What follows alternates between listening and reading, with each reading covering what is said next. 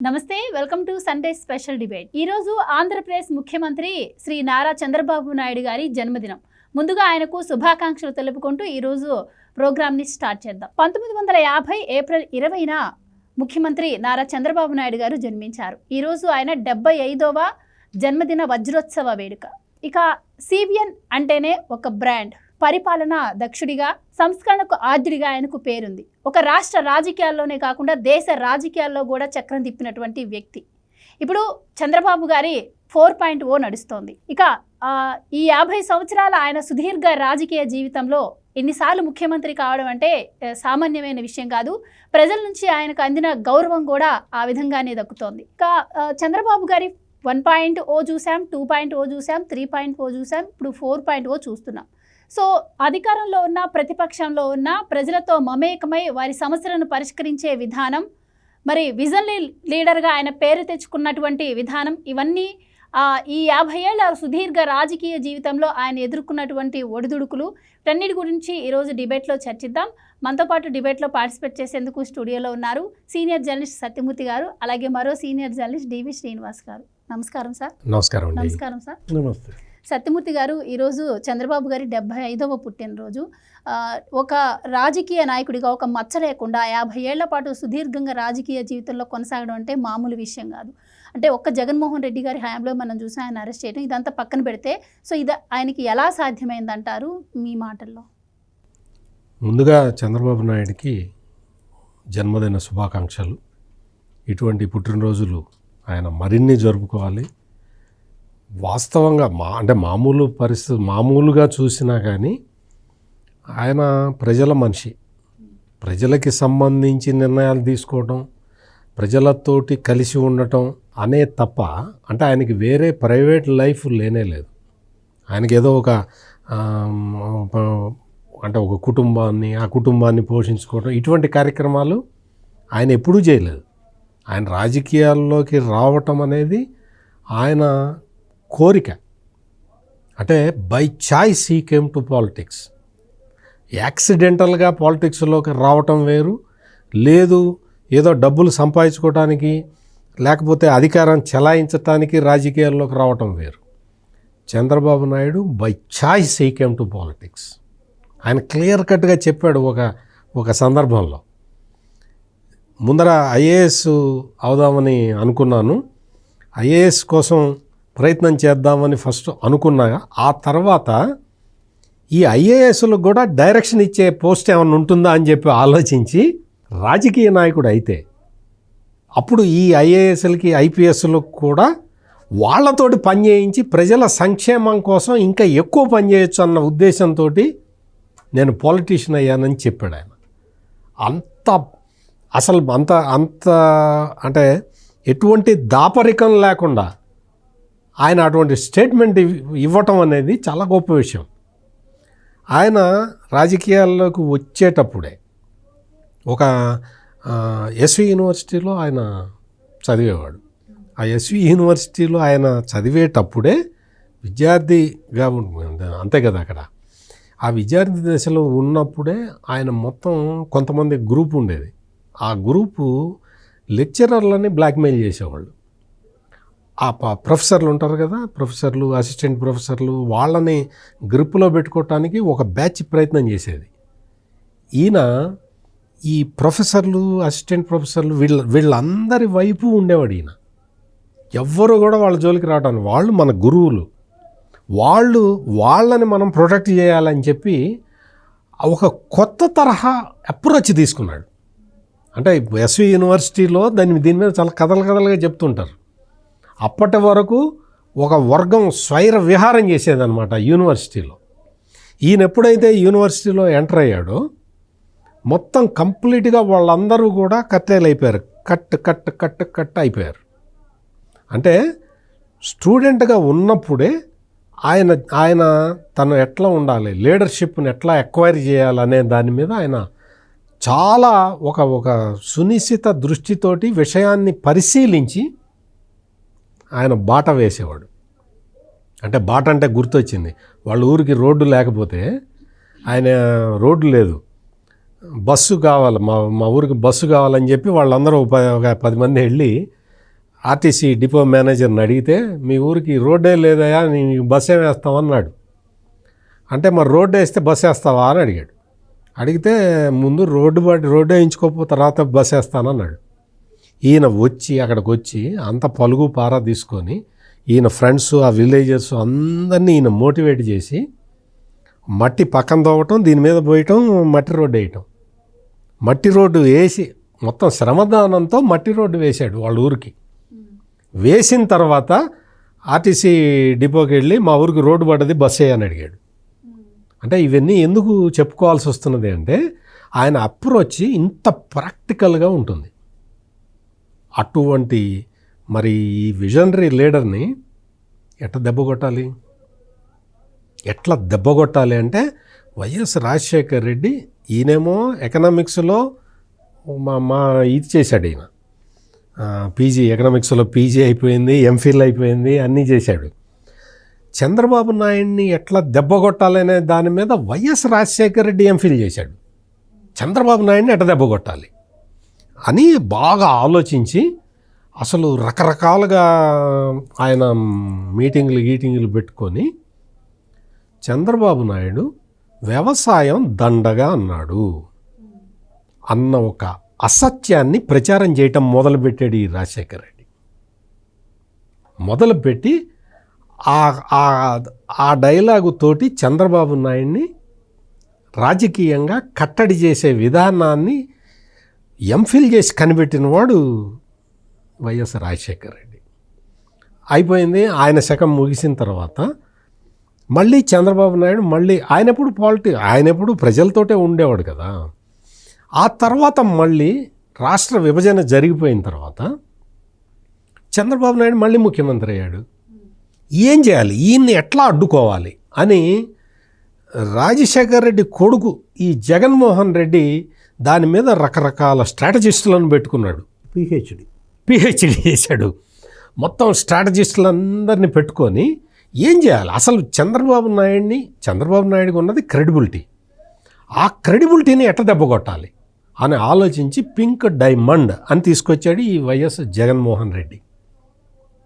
తీసుకొచ్చి చంద్రబాబు నాయుడిని దెబ్బ కొట్టాడు. అంటే మొత్తం అబద్ధాలతోటి ఆనాడు తండ్రి, ఈనాడు కొడుకు, వీళ్ళిద్దరూ కూడా చంద్రబాబు నాయుడు ఇమేజ్ని డ్యామేజ్ చేయటానికి వీళ్ళు చేసి తాత్కాలికంగా సక్సెస్ అయ్యారు. అంతే తప్ప ఏ రోజున కూడా చంద్రబాబు నాయుడు తన క్యారెక్టర్ని తాను వదులుకోలేదు. ఏ రోజున కూడా ప్రజలకి ఏది మేలు జరుగుతుందో అదే ఆలోచించాడు తప్ప డైవర్ట్ కాలేదు. ప్రత్యర్థిని దెబ్బకొట్టడానికి తప్పుడు విధానాలని అవలంబించకుండా 4 సార్లు ముఖ్యమంత్రి అయిన వ్యక్తి చంద్రబాబు నాయుడు. సార్, ఒక సామాన్య కుటుంబంలో పుట్టి ఈ స్థాయికి ఎదగడం అంటే కూడా మామూలు విషయం కాదు. విద్యార్థి దశ నుండే ఆయన రాజకీయ నాయకుడిగా అవ్వాలి అని అనుకున్నారు అని చెప్పి మనం వింటూ ఉంటాం. సో ఆ విధంగా ప్రేరేపితం అవ్వడానికి కారణం ఏంటంటారు? ఇప్పుడు నేను సార్కి అడిగినట్టు ఇన్ని సంవత్సరాలు ఆయన ఎన్నో అవమానాలు భరించారు, ఎన్నో ఒడిదుడుకులు ఎదుర్కొన్నారు. సో అయినా ఇప్పటికీ ఆయన వ్యక్తిత్వంలో ఎటువంటి మార్పు లేదు, ఎటువంటి మచ్చ లేదు. ఇది ఎలా సాధ్యమైందంటారు? అంటే ఆయన చిన్నప్పుడు కష్టాలు, ఒక రైతు బిడ్డగా రైతులు అనుభవిస్తున్నటువంటి సమస్యలు, ఆ తర్వాత ఒక గ్రామస్తుడిగా ఒక పల్లెటూరు ఏ విధమైనటువంటి అటు కరెంటు కొరత, లేకపోతే ఇటు రోడ్లు లేకపోవడం, కనీసపు బస్సు సౌకర్యం లేకపోవడం, మన సత్యమూర్తి గారు చెప్పినట్టుగా ఇవాళ పల్లెలు ఎలా ఉన్నాయి, ఇవాళ రైతులు ఎలా ఉన్నారు, వాటి నుంచి వచ్చాడు. వాటిని పరిష్కార మార్గాలు చిన్నప్పుడే అన్వేషించాడు. అంటే ఆయన యొక్క ఆ అన్వేషణ, ఆ శోధన, దాంతో సరిపెట్టకుండా దానికి కార్యాచరణ, పరిష్కార మార్గాలు. శ్రమదానం అనే సంస్కృతిని మరి 16 ఏళ్ళు 17 ఏళ్ళ కుర్రాడు మరి ఇంప్లిమెంట్ చేయగలడా? అంటే ఇప్పుడు సత్యమూర్తి గారు ఏం చెప్పారు, తనే గ్రామస్తులతో రోడ్డు వేయించాడు శ్రమదానంతో. అక్కడ ఒక గణేష సేవా సమితి అనేదో ఒక సమితి పెట్టుకుని విద్యార్థులందరితో ఆ ఊళ్ళో పంట కాలువలు బాగు చేయించాడు. కాలువల్లో ఆ పూడికతీత, నీకు ఆ తూటి కాడలు తొలగించి ఆ పొలాలకు నీళ్లు రాకుండా నీకు ఆ తూటి కాడలు అడ్డుపడుతుంటే వీళ్ళే దిగి దాన్ని బాగు చేయటం. ఒక విద్యార్థి ఎన్నేళ్ళు? 16 ఏళ్ళు. అతనే ముఖ్యమంత్రి అయి ఆ శ్రమదాన సంస్కృతిని మళ్ళా పరిపాలనలో ప్రవేశపెట్టాడు. జన్మభూమి అనే ఒక పథకాన్ని తీసుకొచ్చాడు. అంటే చంద్రబాబు పెట్టిన జన్మభూమి పథకానికి అప్పుడు విద్యార్థి దశలోనే దాని యొక్క విశిష్టత, దాని అవసరం, క్లీన్ అండ్ గ్రీన్. పంట కాలువల తర్వాత ఆయనే మళ్ళీ డిస్ట్రిబ్యూటరీ కమిటీలు పెట్టాడు. ఈ సాగునీటి రంగంలో నీకేంటి డీసీలని, పంట కాలువ సమితులను ఏర్పాటు చేసి రైతులను అందులో భాగస్వాముల్ని చేసి నీటిపారుదల సంఘాల ద్వారా ప్రతి కాలువని బాగు చేయటం. ఎవరి బాధ్యత? ఇది ప్రభుత్వ బాధ్యత. ఎవరో చేస్తారు, ఏదో చేస్తారని ఎదురు చూడటం కాదు. మీరంటూ మీ స్థాయిలో మీ ఊళ్ళో మీ సమస్యలను ఎలా పరిష్కారం చేసుకోవాలంటే సామాజిక బాధ్యత అనేది అతను ఎలా అలవర్చుకున్నాడు, ఎలా ఎదిగాడు, ఎలా అమలు చేశాడు. ఇది ఒక స్టడీ. ఇప్పుడు చంద్రబాబు అనేది ఇవాళ ఒక బ్రాండ్ అన్నారు మీరు. సిబిఎన్ అనేది ఒక బ్రాండ్గా ఎలా మారిందంటే ఒక విద్యార్థి, ఒక యూనివర్సిటీలో స్టూడెంట్ యూనియన్ లీడర్, తర్వాత ప్రజాప్రతినిధి కావడం, చిన్న వయసులో ఎమ్మెల్యే. ఎన్నేళ్ళు? 25 ఏళ్ళకి. 25 ఏళ్ళకి ఎమ్మెల్యే అవ్వటం ఏంటి? 28 ఏళ్ళకే మంత్రి, పెళ్లి కాకుండా. అంటే బ్యాచులర్ ఎమ్మెల్యే, బ్యాచులర్ మినిస్టర్. 45 ఏళ్ళకి సీఎం అవ్వాలంటే 60 ఏళ్ళు మామూలుగా అవుతుంది. 45 ఏళ్ళకే ముఖ్యమంత్రిగా, 9 ఏళ్ళు ఉమ్మడి రాష్ట్ర ముఖ్యమంత్రిగా ఆయన అమలు చేసినటువంటి సంస్కరణలు, విద్యుత్ సంస్కరణలు అమలు చేశాడు. వరల్డ్ బ్యాంక్ నుంచి నిధులు తీసుకొచ్చి మొత్తం ఎలక్ట్రిఫికేషను, అసలు ట్రాన్స్ఫార్మర్లు, సబ్స్టేషన్లు, లైన్లన్నీ మార్చేసి ఆ T&D losses, transmission and distribution losses 30% అంత ఉంటే మొత్తం అంతా పోతుందని దాన్ని సింగిల్ డిజిట్కి తేవాలని. ఏమంటే మీరు ఛార్జీలు పెంచుతున్నారు, కరెంటు ఛార్జీలు పెంచుతున్నారు, ఇన్నిసార్లు ఛార్జీలు పెంచితే ప్రజల్లో తీవ్ర వ్యతిరేకత వస్తుంది, మీ ప్రభుత్వం పడిపోతుంది అంటే తన ప్రభుత్వాన్ని కూడా త్యాగం చేశాడు. దేనికోసం? సమాజాన్ని నిర్మించటం కోసం, వ్యవస్థని పటిష్టం చేయటం కోసం. విద్యుత్ వ్యవస్థ ఇవాళ ఇంత పటిష్టంగా ఉందంటే ఆ రోజు ఆయన అమలు చేసిన పవర్ రిఫార్మ్స్. అంటే ఒక సంస్కరణవాదిగా, ఒక పాలనా దక్షుడిగా, ఒక సమర్థ నాయకుడిగా ఐఏఎస్లను ఎలా నడిపాడు? అప్పట్లో క్లీన్ అండ్ గ్రీన్ అనేవాడు. పచ్చదనం, పరిశుభ్రత, అక్షర దీప్తి, ఏదో చదువుల పండుగ. అసలు ఆయన తీసుకొచ్చినటువంటి ఒక ఏంటి? ప్రభుత్వాన్ని ప్రజల దగ్గరికి తీసుకురావటం, ప్రజల వద్దకే పాలన. అంటే ఉద్యోగుల్ని, ఆ తర్వాత అధికారుల్ని నడిపించిన తీరు ముఖ్యమంత్రిగా, ఆకస్మిక తనిఖీలు, సడన్ విజిట్స్ అన్నమాట. వెంటనే కొంతమంది గుండెపోట్లు వచ్చినాయి. ఏది? ఎక్కడికక్కడ ఆయన తిరుగుతుంటే చూస్తుంటే ఉద్యోగుల్లో తీవ్ర వ్యతిరేకత వచ్చింది.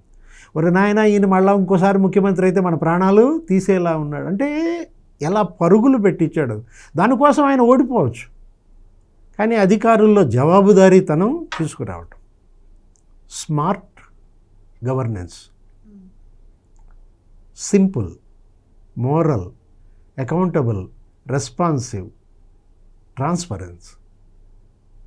స్మార్ట్గా అబ్రివేషన్ ఇచ్చి పారేశాడు. అంటే స్మార్ట్ గవర్నెన్స్ తీసుకొచ్చాడు, ఒక మోరల్ గవర్నెన్స్ అన్నాడు, ఒక అకౌంటబుల్ గవర్నెన్స్. అంటే రెస్పాన్సివ్, మీరెంత బాధ్యతగా ఉండాలి. ఇవాళ ప్రభుత్వ యంత్రాంగం ఇవాళ ప్రజల్లోకి వచ్చిందంటే, ప్రజలతో మమేకమైందంటే, గల్లా పుచ్చుకుంటున్నారంటే, ప్రజల్లో ఇంత చైతన్యం వచ్చిందంటే, నా ఊరికి రోడ్డు ఎందుకు వేయవు, నా ఊళ్ళో అంగన్వాడీ కేంద్రం ఎందుకు పెట్టావు, నా ఊళ్ళో పంచాయతీ బిల్డింగ్ ఎందుకు కట్టవని అడిగేలాగా ఇవాళ ఎమ్మెల్యేలు అంటే గతంలో అంతకుముందు ఏంటి, ఎక్కడో కొండ మీద ఉన్నట్టుగా ఫీల్ అయ్యేవాళ్ళు. ఎమ్మెల్యేలన్నా, మంత్రులన్నా, ముఖ్యమంత్రి అన్నా ఆయన ఏదో ఆకాశంలో ఉన్నట్టుగా ఫీల్ అయ్యేవాళ్ళు. అట్లాంటిది ప్రజల్లో ఉండేవాడే ప్రతినిధి. ఒక ప్రతినిధి అనే దానికి ఒక గొప్ప నిర్వచనం ఇచ్చినట్టుగా మనం చూడాలి. ఇవాళ చంద్రబాబు మనం చూసాము, ప్రతి కిలోమీటర్కి ఒక ఎలిమెంటరీ స్కూల్, ప్రతి 3 కిలోమీటర్లకి ఒక అప్పర్ ప్రైమరీ స్కూల్, 5 కిలోమీటర్లకి ఒక హై స్కూల్, ప్రతి డివిజన్లో ఒక ఇంజనీరింగ్ కాలేజ్, ప్రతి మండలంలో ఒక జూనియర్ కాలేజ్, ప్రతి జిల్లాలో ఒక మెడికల్ కాలేజ్. ఎవరన్నా ఆలోచన చేయగలరా? అంటే విద్యా రంగంలో ఆయన తీసుకొచ్చిన సంస్కరణలు, నీకు ఒక 300 ఇంజనీరింగ్ కాలేజీలు పెట్టాడు. హైదరాబాద్ చుట్టుపక్కలే కొన్ని వందలు. అసలు ఒక విప్లవం ఐటీ రంగంలో, ఇన్ఫర్మేషన్ టెక్నాలజీ, అదే సైబరాబాద్ నిర్మాణం. అంటే ఇవాళ ఆయన జైల్లో పెట్టించాడు జగన్మోహన్ రెడ్డి. 53 రోజులు జైల్లో పెడితే ఆయన ఎవరైతే ఇంజనీరింగ్ కాలేజీల్లో పట్టభద్రులై వాళ్ళ దేశ విదేశాల్లో ఐటీ నిపుణులుగా ఉన్నారో 70 దేశాల్లో రోడ్ల మీదకి వచ్చారు. జైల్లో పెడితే జనరల్గా అవినీతి మీద చర్చ జరుగుద్ది అంటారు. ఏది లాలూ ప్రసాద్ని పెట్టారు, చాలామందిని పెట్టారు, జయలలితను పెట్టారు. వాళ్ళు పలానా గడ్డి కుంభకోణం అంట, జయలలిత అంట, ఆమె పాదరక్షలు అన్నీ ఉన్నాయంట, ఆమె వాచీలు అన్ని పెట్టిందంట, ఆమె నగల, అంటే వాళ్ళ అవినీతి కుంభకోణాల గురించి చర్చ జరుగుద్ది. గమ్మత్తుగా ఈ నాయకుడిని జైల్లో పెడితే ఆయన చేసిన అభివృద్ధి గురించి చర్చ. ఏది ఆయన ఇన్ఫర్మేషన్ టెక్నాలజీ తెచ్చాడంట, సైబరాబాద్ నిర్మించాడంట, 100 కాలేజీలు పెట్టాడు. ఇలాంటి ఆయన జైల్లో పెడతారా?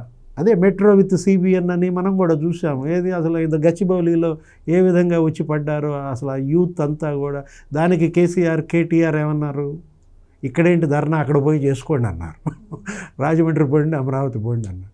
ఫలితం వాళ్ళు పోయారు గజ్వేల్, వాళ్ళు గజ్వేల్ వదిలిపెట్టిపోయారు. ఒక స్ఫూర్తి వాళ్ళ చంద్రబాబు వీళ్ళందరికీ స్ఫూర్తిదాయకుడిగా, ఒక మార్గదర్శకుడిగా, ఒక దిశానిర్దేశకుడిగా ఉన్నాడంటే అది ఆయనలో ఉన్నటువంటి క్వాలిటీ. అది అందిపుచ్చుకోవాలి. ఇప్పుడు లోపాలు ఉంటాయి, లోపాలు ఉండకుండా ఎవరికి ఉండవు. వాటిని భూతద్దంలో చూపించటం. వ్యవసాయం దండగా అన్నాడు ఇందాక సత్యమూర్తి గారు చెప్పారు. అంటే ఈయనలో కూడా లోపం లేదా అనొచ్చు, ఉంది. చంద్రబాబులో లోపం ఏంటి? ఆయన తన మీద విమర్శల్ని సకాలంలో తిప్పికొట్టడం. వాడి పాపను వాడే పోతాడులే అనుకుంటాడు. నిజం నిలకడ మీద తేలుద్ది అంటాడు. నిజం నిలకడ మీద తేలేలోపు అబద్ధం మొత్తం చుట్టూ జగన్మోహన్ రెడ్డి ముఖ్యమంత్రి అయి కూర్చున్నాడు, రాజశేఖర రెడ్డి ముఖ్యమంత్రి అయి కూర్చున్నాడు. అంటే వ్యవసాయం దండగా అని ఇప్పుడు ఇందాక సత్యమూర్తి గారు నీకు ఒకటి గుర్తు చేశారు. అసలు ఆ మాట ఆయన అనలేదు. కొంచెం ఆలస్యంగా ఒక 5-6 ఏళ్ల తర్వాత నేను ఎక్కడన్నానో రుజువు చేయండి అన్నాడు. నేను అప్పటికి డ్యామేజ్ జరిగిపోయింది కదా. నేను ఆ మాట అన్నట్టుగా ప్రెస్ క్లిప్పింగ్లు కానీ, నేను ఆ మాట అన్నట్టుగా నా ఆడియో స్పీచ్ కానీ, వీడియోలు కానీ మీరు చూపించగలరా అని అసెంబ్లీలో సవాల్ చేస్తే నోరు తెరిచినాడు లేరు. ఇప్పటికీ అది రుజువు చేయలేకపోయారు. అదే ఆయన యాక్చువల్గా ఆ రోజు నాకు బాగా గుర్తు డివిఎస్ గారు. ఆ రోజున ఆయన ఏమన్నాడంటే, వ్యవసాయం మీద రివ్యూ జరుగుతున్నది, వ్యవసాయం మీద సమీక్ష జరిగే సమయంలో ఆయన చెప్పింది ఏంటంటే, వ్యవసాయం ప్రకృతికి సంబంధించింది. ప్రకృతి కరుణిస్తే మీకు పంట వస్తుంది. ప్రకృతి కనుక ఎక్కువ వర్షం వచ్చినా తక్కువ వర్షం వచ్చినా పంట దిగుబడి తగ్గుతుంది. అందుకని మీరు మీ ఆదాయాలని స్థిరపరచుకోవటానికి వ్యవసాయ అనుబంధ రంగాల వైపు వెళ్ళండి అని చెప్పాడు. వ్యవసాయ అనుబంధ రంగాలంటే ఏంటి? పశుపోషణ, లేకపోతే ఈ కోళ్ల పెంపకము, లేకపోతే కొంతమంది రైతులు ఆక్వా రంగం వైపు వెళ్ళడం, ఇటువంటివి చెయ్యండి అని ఆయన చెబితే, ఇగో చూసావా చంద్రబాబు నాయుడు వ్యవసాయం దండగా అంటున్నాడు అని చెప్పి రాజశేఖర రెడ్డి ప్రచారం చేశాడు. ఆయన చెప్పింది ఏంటి? రైతు ఆదాయం స్టెబిలైజ్ కావడానికి మార్గం చెప్పాడు. ఇంకా 4 మార్గాలు యాడ్ చేశాడు. రైతుకి ఇంకా 4 మార్గాల్లో ఆదాయం ఇలా తెచ్చుకోండి అంటూ వాటన్నిటిని ఎంకరేజ్ చేశాడు. యానిమల్ హస్బెండరీ, సెరికల్చర్, ఆక్వాకల్చర్, వీటన్నిటి ద్వారా మీ ఆదాయం పెంచుకోమని ఆయన చెబితే వీళ్ళేమో అబ్బాయి వ్యవసాయం వద్దంటున్నాడు అని చెప్పి వీళ్ళు ప్రచారం. ఈరోజు రైతులు అదే చేస్తున్నారు. ఈరోజు రైతులు ప్రతి రైతు కూడా ఆల్టర్నేటివ్ పెట్టుకుంటూ ఉన్నాడు. అందుకనే రైతు కుటుంబాలన్నీ కూడా అభివృద్ధి చెందుతూ వచ్చినాయి. వాళ్ళ పిల్లల్ని ఇంజనీరింగ్ చదివిచ్చేసి ఫారెన్ పంపించిన రైతు కుటుంబాలు ఉన్నాయి. ఎట్లా ఉన్నాయి? ఎట్లా వచ్చింది అదంతా? వాళ్ళు ఆదాయాన్ని స్టెబిలైజ్ చేసుకునే మార్గాలని చంద్రబాబు నాయుడు సూచిస్తే అవి పాటించిన వాళ్ళందరూ వాళ్ళ కుటుంబాల్లో సంతోషంగా ఉన్నారు. అదే ఆయన చెప్తున్నాడు. ఈ రోజున ఆయన చెబుతున్నది ఏంటి? నువ్వు ఇంజనీరింగ్ చదివావా? రా, వచ్చి మీ అమ్మ నాన్న వ్యవసాయం చేస్తున్నారు కదా, ఆ వ్యవసాయంలో నీ ఇంజనీరింగ్ను ఉపయోగించు, నీ ఇంజనీరింగ్ తెలివితేటల్ని వ్యవసాయంలో ఉపయోగించు, ఇంట్లో కూర్చొని పనిచేయి, వర్క్ ఫ్రమ్ హోమ్, మీ అమ్మ నాన్నకి సహకరించు అని చెప్తున్నాడు. డ్రోన్ టెక్నాలజీ వాడుకో, దాని ద్వారా పురుగు మందులు పిచికారీ చేయించు. అంటే వ్యవసాయాన్ని సాంకేతికతతో కలిపి మీరు అభివృద్ధి చేయండి ఇప్పటి యువత అంటూ ఆయన మరి ఇస్తున్నటువంటి గైడెన్స్. మరి ఇవన్నీ చెప్తూ ఉన్నప్పుడు నువ్వు పాటిస్తున్న వాళ్ళు పాటిస్తూనే ఉన్నారు. అంటే జగన్మోహన్ రెడ్డి లాంటి వాళ్ళకి వ్యవసాయం చేయాల్సిన అవసరం లేదు, ఏమీ చేయాల్సిన అవసరం లేదు కదా. ఆయన మైనింగ్ లేదు, ఆయన మైనింగ్ డబ్బులు మైనింగ్ చేసుకుంటుంటాడు కదా. అంటే మామూలుగా మైనింగ్ అంటే ఏదన్నా ఖనిజం తవ్వటం, ఈయన తవ్వుతుంటే నోట్ల కట్టలే వస్తుంటాయి కదా. అందుకని ఈ డబుల్ మైనింగ్లో పడ్డ వ్యక్తికి ఇటువంటి విషయాలు చెబితే ఏం అర్థం అవుతుంది? అంటే గతంలో కూడా మనం చూసాం, కంప్యూటర్లు తిండి పెడతాయని చెప్పి కూడా ప్రచారం చేశారు. 2020 విజన్ అంటే కూడా అప్పుడు కామెంట్ చేయడం కూడా మనం చూసాం. మొన్న వెంకయ్య నాయుడు గారు కూడా అనటం జరిగింది కదా దీని గురించి, చంద్రబాబు గారి గురించి. అంటే వెంకయ్య నాయుడు అన్నది ఏంటి అంటే, ఈయన బాగా భవిష్యత్తు చాలా దూరం ఆలోచిస్తాడు, కానీ నీకు ఓటేసింది 5 సంవత్సరాలకే అని గుర్తుపెట్టుకో అని చెప్పాడు. ఓటు వేసింది 5 సంవత్సరాలకే అన్న విషయం చంద్రబాబు నాయుడుకి ఎవరో వేరే వాళ్ళు గుర్తు చేయక్కర్లా. ఇక్కడ ఏంటి అంటే, చంద్రబాబు నాయుడు విజన్ 2047 అని పెట్టాడు. ఆ 2047 నాటికి రాష్ట్రం ఎట్లా అభివృద్ధి చెందాలి, ఎట్లా జీవన స్థితిగతులు ఎలా మెరుగుపడాలి అనే డైరెక్షన్ ఇవ్వటానికి ఆయన చెబుతున్నాడు తప్ప, అది ఆయన చెప్పంగానే వాళ్ళ నాన్న అప్పుడేమో 2020 అది ఇది అన్నాడు కదా. ఇప్పుడు జగన్మోహన్ రెడ్డి నిన్నగాక మొన్న అన్నాడు కదా 2047కి ఎవడు పోతాడో ఎవడు ఉంటాడో. జగన్మోహన్ రెడ్డి లాంటి నాయకుడు, అంటే అతను నాయకుడు కూడా కాదు, జగన్మోహన్ రెడ్డి లాంటి వ్యక్తి తన గురించే ఆలోచించుకుంటాడు. అందుకని 2047 అంటే జగన్మోహన్ రెడ్డికి అర్థం కాదు. చంద్రబాబు నాయుడు సమాజం గురించి ఆలోచిస్తాడు. అందుకని 2047 నాటికి ఎట్లా ఉండాలి, రాష్ట్రం ఎట్లా ఉండాలి, గ్రీన్ ఎనర్జీ అంటే ఏమిటి ఒక్కసారి జగన్మోహన్ రెడ్డిని చెప్పమను. ఆయనకి చాలా సాండూర్ పవర్ లాంటివి చాలా కంపెనీలు ఉన్నాయి కదా. గ్రీన్ ఎనర్జీ అంటే ఏంటి, అందులో మనం ఎట్లా ముందరికి వెళ్ళాలి, గ్రీన్ హైడ్రోజన్ అంటే ఏంటి, అసలు ఆ గ్రీన్ హైడ్రోజన్ అంటే అసలు అది ఏంటి అని జగన్మోహన్ రెడ్డిని చెప్పమని వచ్చి కరెక్ట్గా 5 నిమిషాలు చెప్పమను గ్రీన్ హైడ్రోజన్ గురించి. తెలియదు అతనికేమి. డ్రోన్ టెక్నాలజీ అంటే డ్రోన్ ఎందుకు ఉపయోగిస్తారు జగన్మోహన్ రెడ్డి అని అడిగితే, యోగాళం పాదయాత్రలో నారా లోకేష్ యోగాళం పాదయాత్రలో ఎంతమంది జనం వచ్చారో చూడటానికి డ్రోన్ టెక్నాలజీ వాడతారు అని చెప్తాడు ఈ జగన్మోహన్ రెడ్డి. డ్రోన్ టెక్నాలజీ ఎక్కడెక్కడ పురుగు మందులు వాడాలో, ఎక్కడెక్కడ పెస్ట్ ఉందో అక్కడ పురుగు మందులు వాడి రైతుకి ఖర్చు తగ్గించటం ఎట్లా, దానికోసం డ్రోన్ టెక్నాలజీ వాడుదామని చంద్రబాబు చెప్తాడు. అంటే మొన్న విపత్తుల్లో డ్రోన్ల ద్వారా మరి ఆహారాన్ని అప్లై చేశారు. అయితే రాజకీయాల్లోకి ఎంతోమంది వస్తుంటారు పోతుంటారు సార్. ఈయనకంటూ ఒక బ్రాండ్ని ఈయన క్రియేట్ చేసుకోవటం కావచ్చు, అంటే సృష్టికర్తగా కూడా ఈయనకి పేరుంది. జీనోమ్ వ్యాలీ కావచ్చు, హైదరాబాద్ సైబరాబాద్ సిటీ నిర్మించడం, ఇప్పుడు చూస్తే ఆంధ్రప్రదేశ్లో అమరావతి నిర్మాణం కూడా జరుగుతుంది. సో ఇదంతా ఆయనకి ఎలా సాధ్యమైంది అంటే, జాతీయ రాజకీయాల్లో కూడా చక్రం తిప్పగల సమర్థుడు చంద్రబాబు గారు అంటారు. అండ్ ఒకానొక సందర్భంలో ఆయనకి ప్రధానమంత్రి ఆఫర్ కూడా వచ్చింది. సో వీటిలో ఎంతవరకు నిజం ఉంది, ఆయన ఆఫర్ని ఎందుకు తిరస్కరించాల్సి వచ్చిందంటారు? ఆయన మొదటి నుంచి కూడా నా ప్రయారిటీ ఆంధ్రప్రదేశ్, అప్పుడు ఉమ్మడి ఆంధ్రప్రదేశ్ కానీ ఇప్పుడు విభజిత ఆంధ్రప్రదేశ్ కానీ, నా ప్రయారిటీ ఈ ప్రజలు, తెలుగు ప్రజలు అనే కాన్సెప్ట్లోనే ఆయన ఉన్నాడు.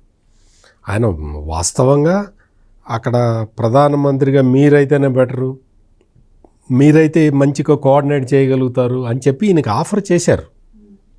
బట్ హీ సెడ్ నో, నాకు ఇప్పుడు నేను మీరందరూ చేయండి, మీరందరూ ప్రైమ్ మినిస్టర్గా ఉండండి అని చెప్పి ఆయన ప్రైమ్ మినిస్టర్గా వేరే వాళ్ళని ప్రపోజ్ చేశాడు తప్ప ఆయన కాలేదు. ఆయన కాడు కూడా. ఆయన ఏమంటాడంటే, ఆయన నాకు ప్రజల స్థితిగతులను ఎట్లా మార్చాలి, ఇప్పుడు P4 అనే కాన్సెప్ట్ తీసుకుని ఎట్లా చేయాలి, ప్రయోగం ఒక ఆంధ్రప్రదేశ్లో P4 ప్రయోగం సక్సెస్ అయితే ఇది మొత్తం ప్రపంచం మొత్తం కాపీ కొడుతుందనేది ఆయన ధైర్యం. అటువంటి విధానాలని కనిపెడతాడు. ఇప్పుడు మీరే అన్నారు జీనోమ్ వ్యాలీ అని. జీనోమ్ వ్యాలీ అది తీసుకొచ్చే నాటికి అసలు అది ఏం చేస్తుందో తెలియదు, అసలు అది ఎందుకు తెచ్చాడో తెలియదు ఎవరికి. ఆ తర్వాత కరోనాకి వ్యాక్సిన్ తయారు చేసినప్పుడు ఈ జీనోమ్ వ్యాలీ కాన్సెప్ట్ని ఆయన తేవటం వల్ల అమలు జరిగిందని. చాలామంది నాయకులు వైఎస్ఆర్ డిస్ట్రిక్ట్ అని పెట్టుకోవటం మనకు తెలుసు, కానీ ఫైనాన్షియల్ డిస్ట్రిక్ట్ అని పెట్టాలని ఎవరికన్నా తెలుసా? ఫైనాన్షియల్ డిస్ట్రిక్ట్ అని పెట్టాడు చంద్రబాబు నాయుడు. హైదరాబాద్లో ఫైనాన్షియల్ డిస్ట్రిక్ట్ అని పెట్టాడు. ఎందుకు పెట్టాడు? అక్కడ ఏం జరుగుతుంది? ఒక్కసారి వచ్చి చూస్తే తెలుస్తుంది. అక్కడ అంటే ఎందుకు చెప్తున్నానంటే, మా నాన్న పేరు మీద జిల్లా పేరు పెట్టవా, మా అమ్మ పేరు మీద ఆ పేరు పెట్టవా, ఇది అనే అడిగే వాళ్ళని చూశాం. కానీ నువ్వు ఫైనాన్షియల్ డిస్ట్రిక్ట్ అనే కాన్సెప్ట్ తీసుకొచ్చి ఎకనామిక్ యాక్టివిటీ కోసం బ్యాంకింగ్ రంగాన్ని తీసుకొచ్చి అక్కడ నిలబెట్టాడు. ఇన్సూరెన్స్ బ్యాంకింగ్ రంగాలకి హెడ్ క్వార్టర్స్ ఒకటి ఉండాలని చెప్పిన వ్యక్తి చంద్రబాబు నాయుడు. అటువంటి కొత్త ఆలోచనలు అది తీసుకొచ్చి పెడితే అక్కడ మొత్తం జాతీయ స్థాయిలో ఉన్న ఇన్సూరెన్స్ కంపెనీలన్నీ వాళ్ళు పరిగెత్తుకుంటూ వచ్చారు బాంబే నుంచి. అచ్చా ఇది కదండి మనం అందరం చేయాల్సింది, ఇది మన దేశానికి కావాల్సింది ఇది అని వచ్చారు. ఇండియన్ స్కూల్ ఆఫ్ బిజినెస్ అని పెడితే ఆయన అదొక అద్భుతం. మొత్తం ఫారిన్ నుంచి కూడా వచ్చి అక్కడ చదువుకుంటుంటారు. అంటే ఇవన్నీ కూడా దూరదృష్టి లేని నాయకుడు చెయ్యలేడు. 10 ఏళ్ల తర్వాత ఏమవుతుందో తెలియని ఈ కుహనా నాయకులు చెయ్యలేరు. నీకు ఒక దార్శనికుడు కావాలి. ఆ దార్శనికుడు చంద్రబాబు నాయుడు. మొత్తం ఏదైతే సమాజం ఎటు పోవాలి, ఏ డైరెక్షన్లో పోవాలి, నువ్వు ఏ డైరెక్షన్లో వెళ్తే నువ్వు నీ కుటుంబాన్ని సంరక్షించుకోగలుగుతావు. ఎవరి కుటుంబాన్ని వాళ్ళు సంరక్షించుకుంటే ఆటోమేటిక్గా సొసైటీ బాగుపడుతుందన్న ఆలోచన జ్ఞానం ఉన్న వ్యక్తి చంద్రబాబు నాయుడు. నీకు అట్లా కాకుండా మనం ఒక్కటి సంపాదించుకుంటే చాలు, మనం సంపాదించుకున్న రహస్యాన్ని ఎవరికి చెప్పకూడదు అన్న కాన్సెప్ట్ ఉన్న వాళ్ళు వాడు అసలు నాయకుడుగానే పనికిరాడు. ఇక్కడ కొత్త కాన్సెప్ట్స్ తీసుకొచ్చి పెట్టి మొత్తం రైతులకి సంబంధించి రైతులకి పంట స్టెబిలైజ్ చేయటం, పంట స్టెబిలైజ్ చేసి ఆ ప్రొడక్టివిటీని ఎట్లా పెంచాలి. ఈ రోజున ఆయన వాల్మార్ట్ లాంటి కంపెనీలతోటి మొన్న వెళ్ళి ఒక అగ్రిమెంట్ అయి వచ్చారు. అది ఇంకా డిస్కషన్స్ నడుస్తూ ఉన్నది. ఏం చేశారో తెలుసా, చాలా రాష్ట్రాలు వెళ్ళినాయి కదా, దావోస్ వెళ్ళినాయి కదా, మా రాష్ట్రంలో పెట్టుబడి పెట్టండి, మా రాష్ట్రంలో పెట్టుబడి పెట్టండి అని అడిగినాయి. కానీ చంద్రబాబు నాయుడు ఏమడిగాడు తెలుసా, మా రాష్ట్రంలో పెట్టుబడి అక్కర్లేదండి, నేను ఓ పని చెప్తాను అది చెయ్యండి అన్నాడు. ఏంటండి అని, మా రైతులతోటి మీకు కావాల్సిన ప్రోడక్ట్స్ ఇక్కడ ఉత్పత్తి చేయిస్తా, మీకు ఏ స్టాండర్డ్ ప్రోడక్ట్స్ కావాలంటే ఆ ప్రోడక్ట్స్ని మీకు, ఇప్పుడు ఉదాహరణకి ఏదన్నా ఈ తినుబండారు కూరగాయలు అవి ఉన్నాయనుకోండి, పెస్టిసైడ్స్ వాడకుండా నేను తయారు చేసి చక్కగా కోల్డ్ ప్యాక్ చేసి మీకు పంపిస్తా, ఈ అగ్రిమెంట్ పెట్టుకోండి నాతోటి అని అడిగాడు. ఎవరిని అడుగుతారు అట్లా? అది అడిగితే ఈ పెద్ద ఈ కంపెనీలన్నీ కూడా, పెద్ద ఇంటర్నేషనల్ బ్రాండ్స్ అన్నీ కూడా అట్లాగా ఎట్లా చేస్తారు అంటే, మేము చెప్పాను నేను డ్రోన్ టెక్నాలజీ వాడతాను, నేను అందుకని మీకు పెస్టిసైడ్స్ వాడకుండా చేస్తాను, మీకు ఎరువులు వాడకుండా సహజంగా ఇప్పుడు న్యాచురల్ ఫార్మింగ్ని తీసుకొచ్చి పెట్టింది. అందుకే న్యాచురల్ ఫార్మింగ్ ద్వారా నేను పండించి ఆరోగ్యకరమైన పంటల్ని మీకు పంపిస్తాను, మీరు మాతో అగ్రిమెంట్ కండి అని చెప్పాడు. ఆ మేరకు అగ్రిమెంట్ జరుగుతూ ఉంటే ఎంతమంది రైతుల జీవితాల్లో మార్పు వస్తుందో మీరు ఒక్కసారి ఆలోచించుకోండి. అంటే అక్కడికి వెళ్ళి నాకు పెట్టుబడి పెట్టు అని అడగటం కాకుండా, this is new way of approach. వాళ్ళతోటి కొత్త విధానంలో వాళ్ళని అప్రోచ్ అవుతూ ఉన్నాడు. నీ కంపెనీ నీ దగ్గర పెట్టుకో, నాకు ఆర్డర్ ఇవ్వు, నేను ఇక్కడ ప్రొడ్యూస్ చేసి పంపిస్తానండి, ఇక్కడ ఎన్ని రైతు కుటుంబాలు బాగుపడతాయి. That is called vision. ఆ విజన్ ఉన్న నాయకుడు చంద్రబాబు నాయుడు. రైట్ సార్, ఇప్పుడు సిబిఐ అనే ఒక బ్రాండ్, ఆయనకంటూ ఒక సొంత బ్రాండ్ ఇమేజ్ని క్రియేట్ చేసుకున్నారు. సో ఆ ఇమేజ్ ద్వారానే ఇప్పుడు ఆంధ్రప్రదేశ్ కూడా పెట్టుబడులు పెట్టడానికి వస్తున్నటువంటి పరిస్థితి. సో ఉద్యోగాల కల్పనలో కావచ్చు, అభివృద్ధిలో కావచ్చు, ఆయన చేస్తున్నటువంటి కృషి అలాంటిది. ఆయన సరికొత్త ఆలోచనలతో టెక్నాలజీని అందిపుచ్చుకుంటూ ముందుకెళ్తుంటారు కాబట్టి ఎప్పటికప్పుడు ఆయన అప్డేట్ కూడా చేసుకుంటూ ఉంటారు. సో ఇది ఎలా సాధ్యం అంటారు? ఇప్పుడు సత్యమూర్తి గారు ఒక విషయం చెప్పారు. ఆయన ఒక 20 ఏళ్ల ముందు చూపు, ఇది విజనరీ లీడర్గా ఆయన మనం ఆలోచించేదానికన్నా 20 ఏళ్ల తర్వాత ఈ రాష్ట్రం ఎలా ఉంటుంది, ఈ దేశం ఎలా ఉంటుంది, ప్రపంచం ఎలా ఉంటుంది. ఇప్పుడు మనం చూసాం 2047 విజన్ 2047, ఈ రాష్ట్ర తలసరి ఆదాయం 56 లక్షలకి పెంచాలి. అంటే dare to dream, strive to achieve. గొప్ప కలలు కనండి, వాటిని సాకారం చెయ్యండి. అబ్దుల్ కలాం చెప్పేది అదే, చంద్రబాబు చెప్పేది అదే. కనే కళ ఎలా ఉండాలా, గొప్పగా ఉండాలి, దాన్ని నువ్వు సాధించాలి. అంటే 2020 సాధించాడు. ఆ రోజు ఆయన ఎవరైతే విజన్ 2020 ఇస్తే 420 అని ఎగతాళి చేశారో వాళ్ళే ఇవాళ వాటి ఫలాలు అనుభవిస్తున్నారు. వాళ్ళే ఈ మాట అంటున్నారు, ఏమని, మీరేం చేశారు, ఐటీ ఏదో చేస్తే చంద్రబాబు చేశాడు కదా అని చెప్పి. అంటే ఈ మధ్య విదేశాల్లో పారిశ్రామిక సదస్సు ఏదో జరిగితే వివిధ రాష్ట్రాల ఆ ప్రతినిధులు హాజరయ్యారు, పారిశ్రామికవేత్తలు హాజరైతే మహారాష్ట్ర ప్రభుత్వ ప్రతినిధి అన్నాడు, మేరా పాస్ ముంబై హై అన్నాడు. తమిళనాడు ప్రతినిధి అన్నాడు, మేరా పాస్ చెన్నై హై అన్నాడు. కర్ణాటక ప్రతినిధి అన్నాడు, మేరా పాస్ బెంగళూరు హై అన్నాడు. తెలంగాణ ప్రభుత్వ ప్రతినిధి మనకు తెలిసిందే, మేరా పాస్ హైదరాబాద్ హై అన్నాడు. ఆంధ్రప్రదేశ్ ప్రభుత్వ ప్రతినిధి, తుమారా పాస్ కుచ్ భీ హో, మేరా పాస్ చంద్రబాబు హై అన్నాడు. అంటే బాబు అంటే బ్రాండ్ అన్నావు, ఆయన ఒక బ్రాండ్ అంబాసిడర్గా, ఏది అభివృద్ధికి ఆయన ఒక బ్రాండ్ అంబాసిడర్గా, అసలు ప్రతిదీ ఒక అద్భుతమే. ఇందాక మన సత్యమూర్తి గారు అన్నారు, ఏది అసలు ఆయన ఎలా డీల్ చేస్తాడు, ఎలా ఆయన ప్లాన్ రూపొందిస్తాడు, ప్రణాళిక. ఐఎస్బి గురించి చెప్పారు, ఇండియన్ స్కూల్ ఆఫ్ బిజినెస్. 5-6 రాష్ట్రాలు పోటీ పడ్డాయి. మహారాష్ట్ర వెళ్ళారు ఆ టీం, కర్ణాటక వెళ్ళారు ఆ టీం, తమిళనాడు వెళ్ళారు. వాళ్ళు అక్కడ ముఖ్యమంత్రులతో అపాయింట్మెంట్ కోసం 2-3 గంటలు వెయిట్ చేయాల్సి వచ్చింది. ఎవరాళ్ళు? దేశంలో ఫోర్మోస్ట్ ఏది కార్పొరేట్ రంగంలో ఉన్నటువంటి పారిశ్రామికవేత్తల బృందం. అదే హైదరాబాద్ వచ్చారు, ఆఖరిసారి వచ్చారు. ఇక ఆశలు వదిలేసి ఏదో చూద్దాం ఆయన పిలుస్తున్నాడు కదా అని వచ్చారు. వస్తే మంత్రులందరినీ ఎయిర్పోర్ట్కి పంపాడు, వెల్కమ్, ఇంటికి తీసుకొచ్చారు. ఈయనే గేటు దగ్గర నుంచున్నాడు. ముఖ్యమంత్రి వాళ్ళ కోసం గేటు దగ్గర నుంచుని లోపలికి వాళ్ళని తీసుకెళ్ళి ఆయనే వాళ్ళకి బ్రేక్ఫాస్ట్ వడ్డించాడంట. ఐఎస్బి హైదరాబాద్ ఐఎస్బి వస్తే ఇప్పుడు ఇందాక సత్యమూర్తి గారు 20 years సెలబ్రేషన్ గురించి చెప్పారు. 20 ఏళ్లకి మళ్ళీ ఆయన ప్రతిపక్షంలో ఉన్నాడు, కానీ ఆయన్నే ముఖ్య అతిథిగా పిలిచారు. పిలిస్తే అప్పుడు ఆయన నాటిన మొక్క చూపించారు. ఇప్పుడు అది మహావృక్షంగా ఉంది, అవతల బిల్డింగులు కనపడుతున్నాయి. ఆయనకి దేన్ని చూడాలో అర్థం కాల. తను నాటిన మొక్క మహావృక్షాన్ని చూడాలా, లేదు తను కట్టిన బిల్డింగ్లు ఇవాళ అంతమంది విద్యార్థులను తర్ఫీదిస్తున్నాయని చూడాలా. అంటే ప్రతిదీ ఆయన అభివృద్ధి ఒక కథ. మైక్రోసాఫ్ట్ హైదరాబాద్కి ఎలా వచ్చిందో ఒక కథ చెప్పారు. బిల్ గేట్స్ 5 నిమిషాల అపాయింట్మెంట్ అడిగితే లేదన్నాడు, పట్టుబట్టి 5 నిమిషాలు ఏదో బతిమలాడి తీసుకున్నాడు. అది కాస్త ఏమైంది, అరగంట అయింది, గంటన్నర అయింది.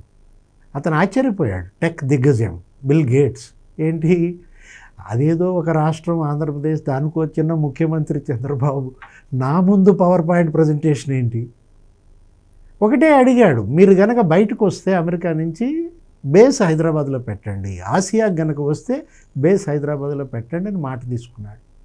ఇవాళ మరి బేస్ హైదరాబాద్కి వచ్చింది. గూగుల్, అమెజాన్, ఈ సైబరాబాద్, ఇవాళ ఐటీ, నీకు 9 లక్షల మంది ఉపాధి, సంవత్సరానికి 50,000 అదనపు ఉద్యోగాలు. అంటే ఒక కామధేను ఎలా అయిందో. బయోటెక్నాలజీ గురించి చెప్పారు, ఏది జినోమ్ వ్యాలీ, సత్యమూర్తి గారు ఎలా వచ్చింది. ఇవాళ కరోనా వ్యాక్సిన్ మరి దగ్గర 70 దేశాలకి ఇదే ఎక్స్పోర్ట్ అన్నమాట. ఆ సుచిత్ర ఎల్లా, కృష్ణ ఎల్లా, ఆ భారత్ బయోటెక్, శాంతా బయోటెక్, ఫార్మా ఇండస్ట్రీ, దగ్గర 2,500 కంపెనీలు, ఫార్మా కంపెనీలు. అంటే అసలు మందుల తయారీ నీకు దేశంలో 40% హైదరాబాదే.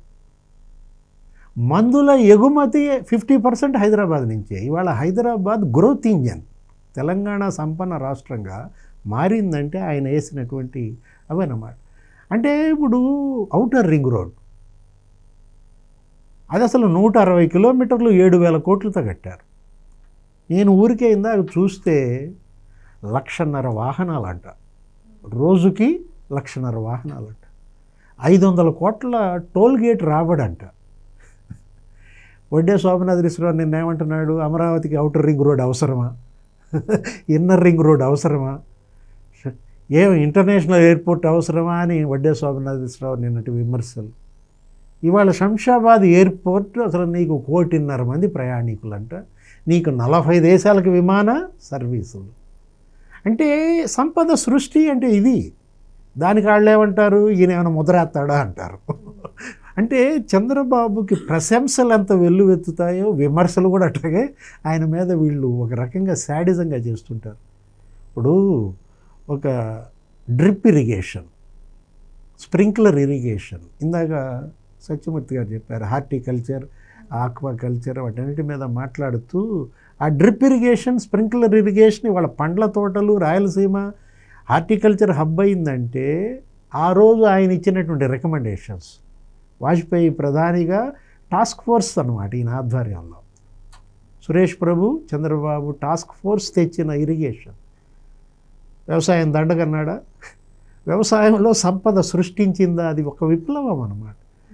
అంటే ఇప్పుడు ఎందుకు ఇక్కడ నీ దాకా ఎందుకు, ఇప్పుడు నువ్వు జీపే చేస్తున్నావా, ఫోన్పే చేస్తున్నావా, ఈ డిజిటల్ కరెన్సీ ఆ రోజు డిమానిటైజేషన్, మరి చంద్రబాబుని టాస్క్ ఫోర్స్ చైర్మన్గా మోడీ నియమించారు. ఆయన ఇచ్చిన రికమెండేషన్సే ఇవన్నీ కూడా. ఏది వాళ్ళ డిజిటల్ కరెన్సీ నీకు దేశంలో నీకు 10 ఏళ్లలో 100% పెరిగింది, 5 ఏళ్లలో 54% పెరిగింది. కాదే జగన్మోహన్ రెడ్డి మాత్రం మధ్యలో డిజిటల్ లేదు. ఎంత? 0.03%. 1,00,000 కోట్ల మద్యం అమ్మితే జగన్మోహన్ రెడ్డి 99,600 కోట్లు క్యాషే అంటాడు. నో జీపే, నో ఫోన్పే అంటాడు. అంటే ఏది అభివృద్ధి, ఏది అవినీతి, ఇవాళ ఏది మంచి, ఏది చెడు, ప్రజల్లో ఇదంతా కూడా చర్చ.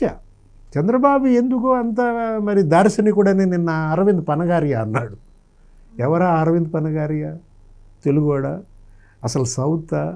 అంటే అక్కడ నీతి ఆయోగ్ చైర్మన్గా చేసినాడు. ఇవాళ 16th ఫైనాన్స్ కమిషన్ అని వస్తే చంద్రబాబు దార్శనికుడు అని అన్నాడంటే మీకు కంపరమా? గంగ వెర్రలెత్తుంటుందా? అంతే కదా, టెన్షన్. అంటే ఇవాళ చంద్రబాబుకి జగన్మోహన్ రెడ్డికి వ్యత్యాసం ప్రజల్లో చర్చ అన్నమాట. అంటే ఒక్క చంద్రబాబుకి జగన్మోహన్ రెడ్డి గారికే కాదండి, మిగతా ముఖ్యమంత్రులతో కూడా పోలిస్తే ఈయన సంథింగ్ స్పెషల్గానే ఉంటారు. ఎవరైనా రాజకీయ నాయకుడు ముఖ్యమంత్రి అంటే రాజకీయాలు చేస్తారు, కానీ ఈయన ఒక కార్పొరేట్ ఆఫీసర్గా కూడా ఉంటారు. ఎందుకంటే 2020 విజన్ అన్నప్పుడు ఐటీ తీసుకురావడం ఇవన్నీ కూడా మనం చూసాం. ఇప్పుడేమో ఏఐ అంటున్నారు, అలాగే గ్రీన్ హైడ్రోజన్ అంటున్నారు, డ్రోన్ అంటున్నారు. ఇది 2047కి దీని ఫలాలు తెలుస్తాయి. సో చంద్రబాబు గారు ఎప్పటికీ ఇంకా తెలుగు వాళ్ళ గుండెల్లో నిలిచిపోయే విధంగా ఉంటారంటారా ఈ 2047 విజన్ తర్వాత? అంటే ఇది ఇప్పుడు ఈ డ్రోన్ టెక్నాలజీ అవి ఇమ్మీడియట్గా చేసేస్తున్నారు ఆల్రెడీ. దీనికోసం 2047 వరకు వెయిట్ చేయక్కర్లా. ఇక్కడ మనం గమనించాల్సిన విషయం ఏంటంటే, చంద్రబాబు నాయుడు ముఖ్యమంత్రి అయిన కొత్తల్లో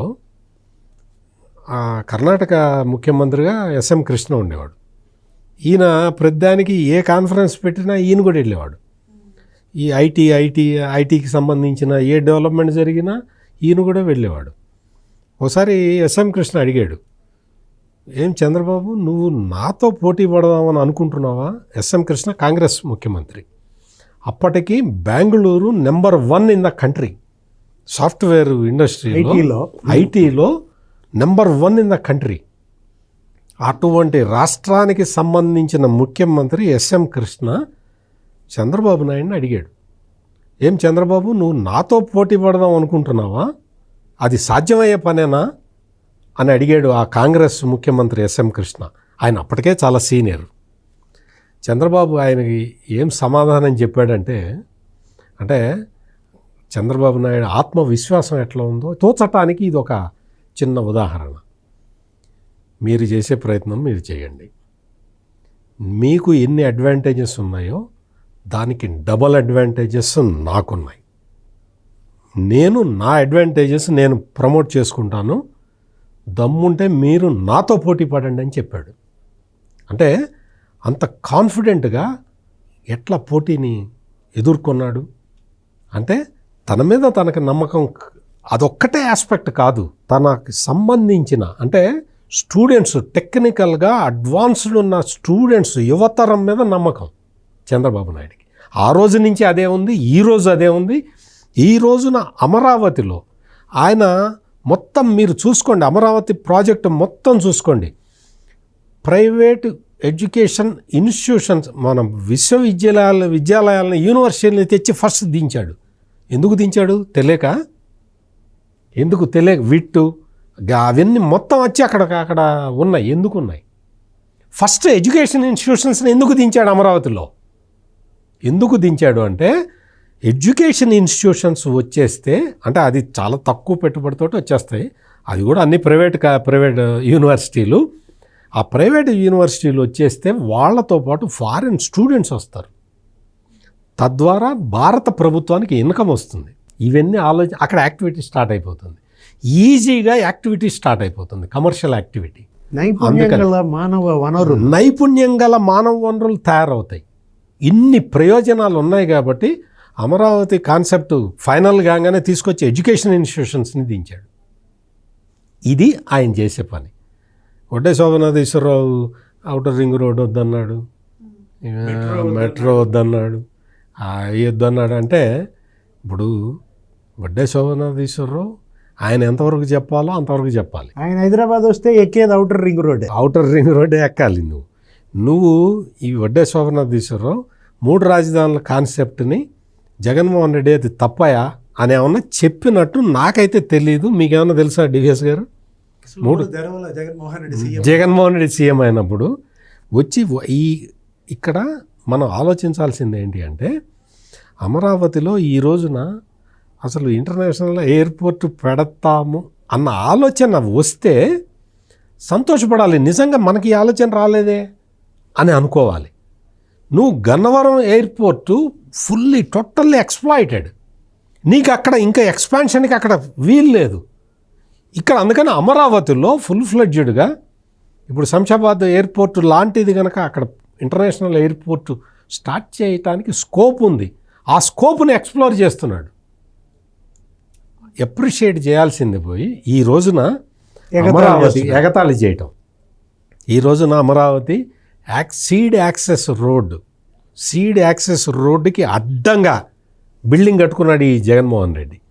ఆ బిల్డింగ్ను కూలగొట్టారు. ఇప్పుడు దానికి విమర్శించలేదు, తప్పు పట్టలేదు. భయం, జగన్మోహన్ రెడ్డి అంటే భయం.